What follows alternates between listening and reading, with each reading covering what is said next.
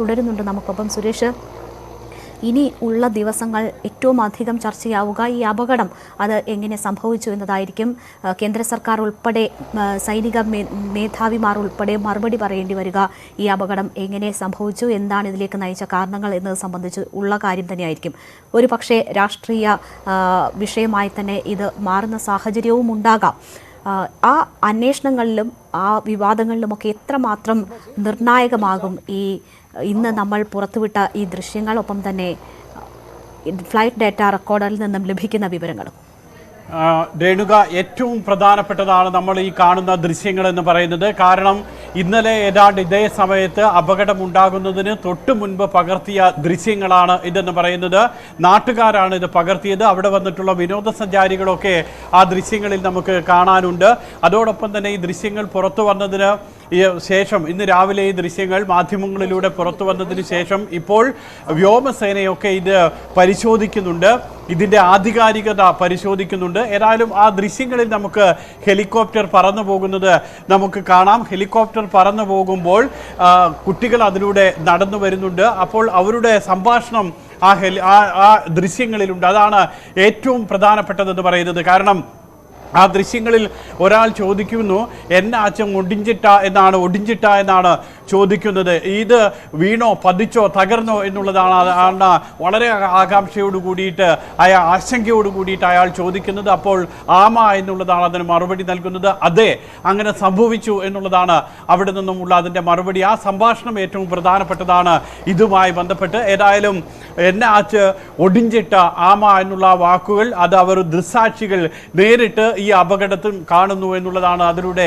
വ്യക്തമാകുന്നത്. ഏതായാലും സാധാരണയിൽ കവിഞ്ഞ് ഈ ഹെലികോപ്റ്റർ താഴ്ന്നാണ് പറന്നിരുന്നത്. അതിന് ഏറ്റവും പ്രധാനപ്പെട്ട കാരണം ഒരുപക്ഷെ മോശം കാലാവസ്ഥ തന്നെയായിരിക്കും. അല്ലാതെ ലാൻഡിങ്ങിന് വേണ്ടി താഴ്ന്നു പറക്കുക എന്ന് പറയുന്നത് ഒരു ഹെലികോപ്റ്ററിനെ സംബന്ധിച്ചിടത്തോളം അങ്ങനെ സംഭവിക്കില്ല. വിമാനം മാത്രമാണ് അങ്ങനെ ഒരു ഹൊറിസോണ്ടൽ ലെവലിലേക്ക് താഴ്ന്നു പറന്ന് ലാൻഡിങ്ങിലേക്ക് വരിക. സാധാരണ ലെവലിൽ ഹെലികോപ്റ്റർ ആണെങ്കിൽ നേരെ ഉയർന്നു തന്നെ പറന്ന് അത് നേരെ വെർട്ടിക്കലായിട്ട് ലാൻഡ് ചെയ്യുകയാണ്. അപ്പോൾ ലാൻഡിങ്ങിന് വേണ്ടി ഹെലികോപ്റ്റർ താഴ്ന്നു പറന്നു എന്ന് നമുക്ക് ഈ ദൃശ്യങ്ങളിൽ നിന്നും വിശ്വസിക്കാൻ കഴിയില്ല. അടുത്ത കാര്യം എന്ന് പറയുന്നത് മോശം കാലാവസ്ഥയാണ്. ഈ ഹെലികോപ്റ്റർ ഏറ്റവും അധികം കരുത്തുള്ള ഒരു ഹെലികോപ്റ്റർ ഇന്ത്യൻ വ്യോമസേന നമ്മൾ സിയാച്ചിനിലാണെങ്കിലും അതോടൊപ്പം തന്നെ അഫ്ഗാനിസ്ഥാനിലാണെങ്കിലും ഒക്കെ ഉപയോഗിച്ചിട്ടുള്ള, നാഗാലാൻഡിലൊക്കെ ആണെങ്കിലും യുദ്ധമുഖത്താണെങ്കിലും രക്ഷാപ്രവർത്തനത്തിനാണെങ്കിലും ഒക്കെ ഉപയോഗിച്ചിട്ടുള്ളതാണ്. അത്രയധികം കരുത്തും സാങ്കേതിക മികവും ഒക്കെ ഉള്ളതാണ്. അതുകൊണ്ട് തന്നെ സാങ്കേതിക പിഴവ് എന്ന് പറയുന്നതിലേക്ക് ഒരു 0.1% പോലും, അല്ലെങ്കിൽ അത്രയും വളരെ വിരളമായി മാത്രമേ ഇത് പോകാൻ സാധ്യതയുള്ള ഒരു സാങ്കേതിക പിഴവ് എന്ന് പറയുന്ന നിഗമനത്തിലേക്ക്. കാരണം നമുക്കറിയാവുന്നതുപോലെ തന്നെ പ്രധാനമന്ത്രിയും രാഷ്ട്രപതിയും ഒക്കെ പോകാറുള്ളതാണ്. അപ്പോൾ ഏറ്റവും പ്രധാനം ഈ ദൃശ്യം, ആ ദൃശ്യങ്ങളിൽ നമ്മൾ കാണുന്ന ഭയങ്കര കട്ടിയുള്ള മൂടൽമഞ്ഞ് വളരെ വേഗതയിൽ കാറ്റിനൊപ്പം വരുന്നതും ആ ഹെലികോപ്റ്ററിനെ മറയ്ക്കുന്നതുമാണ്. ആ ഹെലികോപ്റ്ററിനെ പോലും നമുക്ക് കാണാൻ കഴിയുന്നില്ല. സ്വാഭാവികമായും ഹെലികോപ്റ്റർ പറത്തിയിരുന്ന പൈലറ്റിന് സ്വാഭാവികമായും മുന്നോട്ടുള്ള കാഴ്ച തടസ്സം വന്നിരിക്കാം. മാത്രമല്ല ഈ ഹെലികോപ്റ്റർ ഇത്രയധികം താഴ്ന്നു പറന്നതും അതുകൊണ്ട് തന്നെയായിരിക്കും. സാധാരണ ഈ ഹെലികോപ്റ്ററിൻ്റെ ഏറ്റവും ഉയരത്തിൽ ഇതിന് പറക്കാൻ കഴിയുക 20,000 അടിയാണ്, ഏതാണ്ട് 6,000 മീറ്റർ എന്ന് പറയുന്നത്. 20,000 അടി എന്ന് പറയുമ്പോൾ സ്വാഭാവികമായും വലിയ മൂടൽമഞ്ഞോ കാർമേഘങ്ങളോ ഒക്കെ ഉള്ളപ്പോഴാണെങ്കിൽ അതിൻ്റെ ഒരു ഉയരമാണ്. അപ്പോൾ ഈ മൂടൽമഞ്ഞിലൂടെ പറന്നപ്പോൾ കാഴ്ച സ്വാഭാവികമായും കുറഞ്ഞിട്ടുണ്ടാകും പൈലറ്റിന്.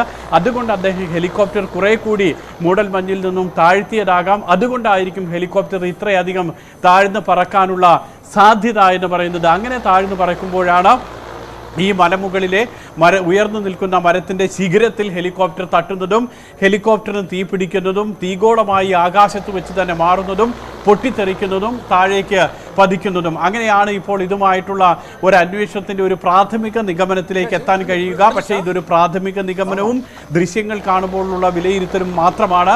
കാരണം രേണുക നേരത്തെ സൂചിപ്പിച്ചതുപോലെ തന്നെ അതിൻ്റെ ഡേറ്റാ ബോക്സ്, ഹെലികോപ്റ്ററിൻ്റെ ഡേറ്റാ ബോക്സ് ലഭിച്ചിട്ടുണ്ട്.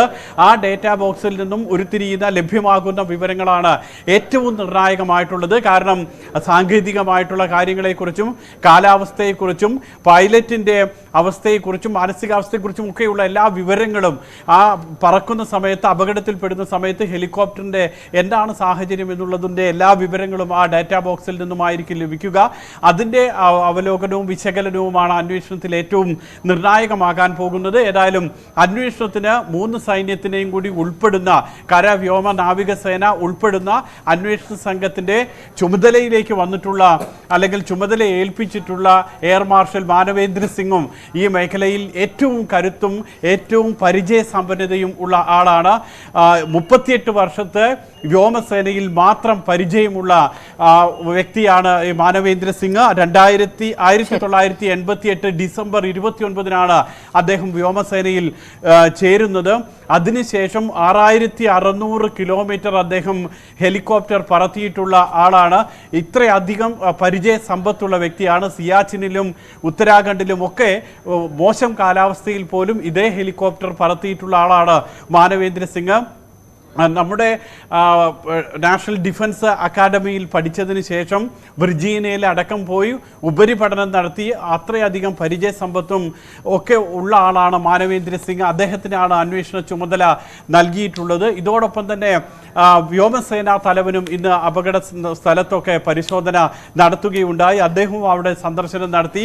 അതോടൊപ്പം ഫോറൻസിക് വിഭാഗവും അവിടെ പരിശോധന നടത്തി വിവരങ്ങൾ ശേഖരിച്ചിട്ടുണ്ട്. അങ്ങനെ അന്വേഷണം അതിന്റെ ഘട്ടത്തിലേക്ക് സംയുക്ത പരിശോധനകൾ അവിടെ പുരോഗമിക്കുകയാണ്. സംയുക്ത അന്വേഷണം തന്നെയാകും ഇതിലുണ്ടാവുക എന്നതാണ് പ്രതിരോധ മന്ത്രി സഭയിൽ നടത്തിയ പ്രസ്താവനയിലും പറയുന്നത്. എയർ മാർഷൽ മാനവേന്ദ്ര സിംഗ് ആയിരിക്കും ഈ അന്വേഷണത്തിന് നേതൃത്വം നൽകുക. ഇപ്പോൾ രാവിലെ മുതൽ തന്നെ കോന്നൂരിലെ അപകടം ഉണ്ടായ സ്ഥലത്ത് പല വിധത്തിൽ പല വിവിധ വിഭാഗങ്ങളിൽപ്പെട്ടവരുടെ സേനയുടെയും മറ്റും വിവിധ വിഭാഗങ്ങൾ പരിശോധന നടത്തുകയാണ്. അപകടം സംബന്ധിച്ചുള്ള എന്തൊക്കെ വിവരങ്ങൾ ലഭിക്കുമെന്നത് നേരത്തെ സുരേഷ് വെള്ളിമുറ്റം സൂചിപ്പിച്ചതുപോലെ തന്നെ വ്യോമസേന മേധാവി VR ചൗധരി ഉൾപ്പെടെയുള്ളവർ അവിടം സന്ദർശിച്ചിരുന്നു.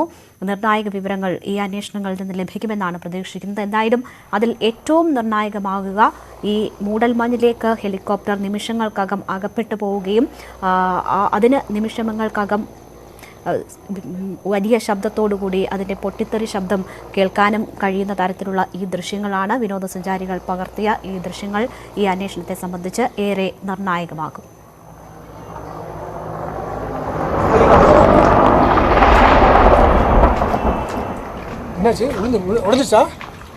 ஆமா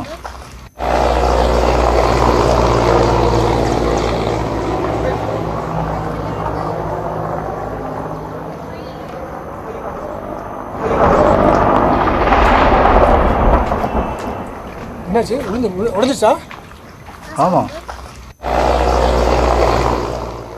ഏറ്റവും പരിചയസമ്പന്നരാണ് ഈ ഹെലികോപ്റ്റർ പറത്തിയിരുന്നത്. പൈലറ്റ് ഏറ്റവും പരിചയസമ്പന്നനാണ്. അതുകൊണ്ട് തന്നെ ഏതെങ്കിലും തരത്തിലുള്ള സാങ്കേതിക തകരാർ എന്ന സംശയം പോലും വ്യോമസേന ഈ ഘട്ടത്തിൽ ഉയർത്തുന്നില്ല. മറ്റ് ഏതെങ്കിലും സാഹചര്യങ്ങളാകാം, മോശം കാലാവസ്ഥ പോലെയുള്ള സാഹചര്യങ്ങളാകാം അപകടത്തിലേക്ക് നയിച്ചതെന്നാണ് അവരുടെ പ്രാഥമിക വിലയിരുത്തൽ. എന്തായാലും എയർ മാർഷൽ മാനവേന്ദ്ര സിംഗിൻ്റെ നേതൃത്വത്തിലുള്ള അന്വേഷണത്തിൽ വളരെ വ്യക്തമായി തന്നെ എന്താണ് ഇതിൻ്റെ അപകട കാരണം എന്നുള്ളത് വെളിച്ചത്ത് വരും.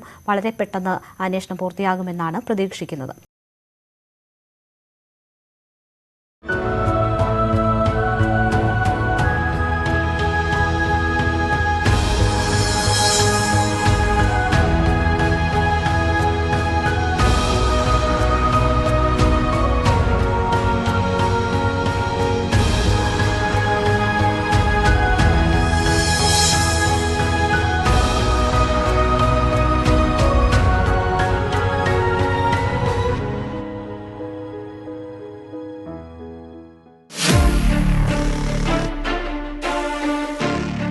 മനുഷ്യൻ കുടിയേറുന്ന പുതിയ ലോകങ്ങൾ,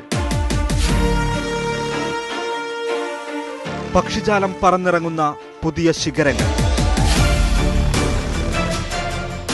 പേടിച്ചു പലായനം ചെയ്യുന്ന ജീവിവർഗം. പുതിയ കുളമ്പടി ഒച്ചകളുമായി ലോകം ഈ ആഴ്ച എല്ലാ വ്യാഴാഴ്ചയും രാത്രി 9:30.